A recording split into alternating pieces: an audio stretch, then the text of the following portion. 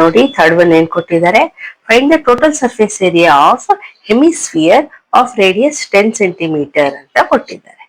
ಇಲ್ಲಿ ಹೆಮಿಸ್ಫಿಯರ್ದು total surface area find out ಮಾಡಕ್ ಹೇಳಿದ್ದಾರೆ. Radius is equals to R is equals to ಏನ್ ಕೊಟ್ಟಿದ್ದಾರೆ, 10 ಸೆಂಟಿಮೀಟರ್ ಅಂತ ಕೊಟ್ಟಿದ್ದಾರೆ.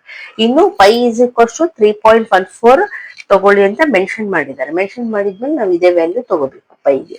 ಸೊ ನಾನು ಈಗಾಗಲೇ ಹೇಳಿದ್ದೀನಿ, total surface area of hemisphere formula ಏನಾಗತ್ತೆ, 3πr² ಆಗುತ್ತೆ ಅಲ್ವಾ.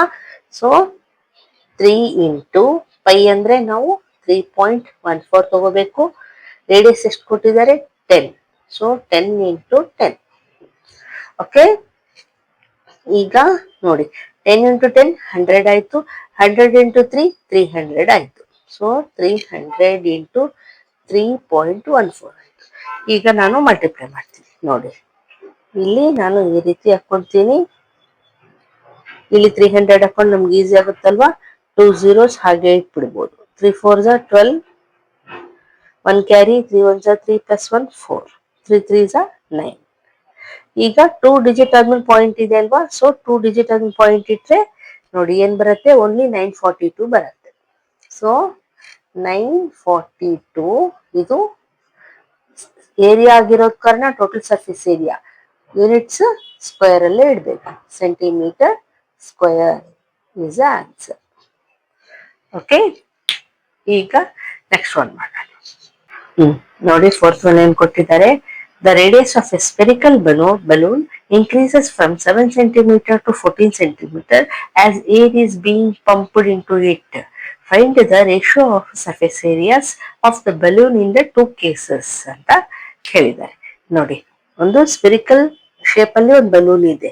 ಓಕೆ, ಸ್ಪೆರಿಕಲ್ ಅಂದ್ರೆ ಬಾಲ್ ಶೇಪ್ ಅಲ್ಲಿ ಬಲೂನ್ ಇದೆ. ಅದು ಏರ್ ಪಂಪ್ ಮಾಡಿದಾಗ 7 ಸೆಂಟಿಮೀಟರ್ ಇದ್ದಿದ್ದು ಇನ್ನು ಏರ್ ಪಂಪ್ ಮಾಡಿದ್ರೆ ಇನ್ನು ದೊಡ್ಡದಾಗತ್ತಲ್ವಾ ಬಲೂನು. ಸೊ ಅದೇ ರೀತಿ ಆಗಿ ಇದು 14 ಸೆಂಟಿಮೀಟರ್ ಅಷ್ಟು ಆಗಿದೆ. ಇಲ್ಲಿ 7 ಸೆಂಟಿಮೀಟರ್ ಇದ್ದಿದ್ದು ಇಲ್ಲಿ 14 ಸೆಂಟಿಮೀಟರ್ ಆಗಿದೆ. ಅವ್ರೇನ್ ಕೇಳ್ತಾ ಇದ್ದಾರೆ, find the ratio of surface area. Okay, same ಬಲೂನ್ದೆ 2 ಕೇಸ್ ಅಲ್ಲಿ ಸರ್ಫೇಸ್ ಏರಿಯಾದ ರೇಷಿಯೋ ಫೈಂಡ್ ಔಟ್ ಮಾಡಿ ಅಂತ ಹೇಳಿದ್ದಾರೆ. ಸೊ ಯಾವ ರೀತಿ ಮಾಡ್ಬೇಕು ನೋಡೋಣ. ನೋಡಿ, ನಾವು 2 ಟೈಪ್ಸ್ ಮಾಡ್ಬೋದು. ಫಸ್ಟ್ 7 ಸೆಂಟಿಮೀಟರ್ ಇದ್ದಾಗ ಒಂದು ಸರ್ಫೇಸ್ ಏರಿಯಾ ಫೈಂಡ್ ಔಟ್ ಮಾಡಿ, 14 ಸೆಂಟಿಮೀಟರ್ ಇದ್ದಾಗ ಒಂದು ಸರ್ಫೇಸ್ ಏರಿಯಾ ಫೈಂಡ್ ಔಟ್ ಮಾಡಿ ರೇಷಿಯೋ ಫೈಂಡ್ ಔಟ್ ಮಾಡ್ಬೋದು. ಇಲ್ಲ ಅಂದ್ರೆ ಈಸಿ ಮೆಥಡ್ ಆಗಿ ಯಾವ ರೀತಿ ಮಾಡೋದು ನೋಡ್ತೀವಿ. ನೋಡಿ, surface area of balloon when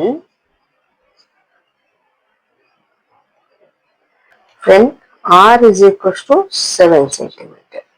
Okay, upon same surface area of balloon when r is equals to, ಇಲ್ಲಿ ಕ್ಯಾಪಿಟಲ್ ಆರ್ ಯಾಕೆ ಬರ್ದಿದ್ದೀನಿ ಅಂದ್ರೆ ಇದು ಇನ್ನೊಂದು ಪೊಸಿಷನ್ ಅಲ್ಲಿ ಅಲ್ವಾ, ಅದಕ್ಕೆ ಕ್ಯಾಪಿಟಲ್ ಆರ್ ಬರ್ದಿದ್ದೀನಿ. 14 centimetre. Okay, is equals to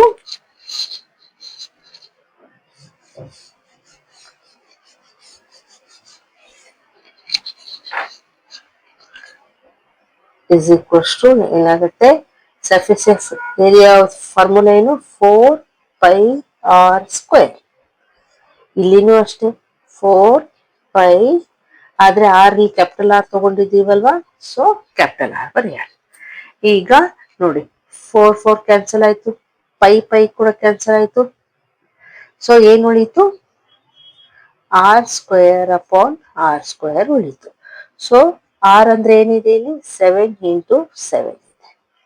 ಕೆಳಗಡೆ 14 ಇಂಟು 14 ಇದೆ ಅಲ್ವಾ ರೇಡಿಯಸ್. ಸೊ ಸ್ಕ್ವೇರ್ ಇರೋದ್ರಿಂದ 2 ಟೈಮ್ಸ್ ಹಾಕೊಂಡು ಈಗ ಕ್ಯಾನ್ಸಲೇಷನ್ ಹೋಗುತ್ತೆ ನೋಡೋಣ.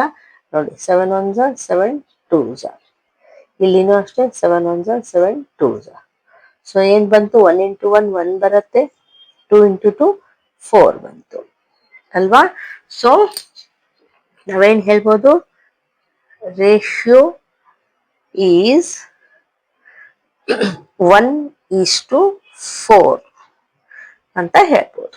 ಓಕೆ, 1/4 ಬಂದಿದೆ ಅಲ್ವಾ. ಸೊ 1:4 ಅಂತ ಹೇಳ್ಬೋದು ರೇಷಿಯೋ ಅಲ್ವಾ. ಇದು ಈಸಿ ಮೆಥಡ್ ಆಗುತ್ತೆ. ಓಕೆ, ಇಲ್ಲಾಂದ್ರೆ ನಾವು ಸರ್ಫೇಸ್ ಏರಿಯಾ ಫೈಂಡ್ ಔಟ್ ಮಾಡಿ ಸಪ್ರೇಟ್ ಪೊಸಿಷನ್ ಅಲ್ಲಿ ಇರುವಾಗ ಆಮೇಲೆ ಆನ್ಸರ್ ಬಂದಿದ್ದನ್ನ ಈ ರೀತಿ ರೇಷಿಯೋ ಬರಿಬಹುದು. ಓಕೆ, ಅದು ಸ್ವಲ್ಪ ಲೆಂತಿ ಆಗುತ್ತೆ. This is the answer. ಈಗ ನೆಕ್ಸ್ಟ್ ಒನ್ ಮಾಡೋಣ.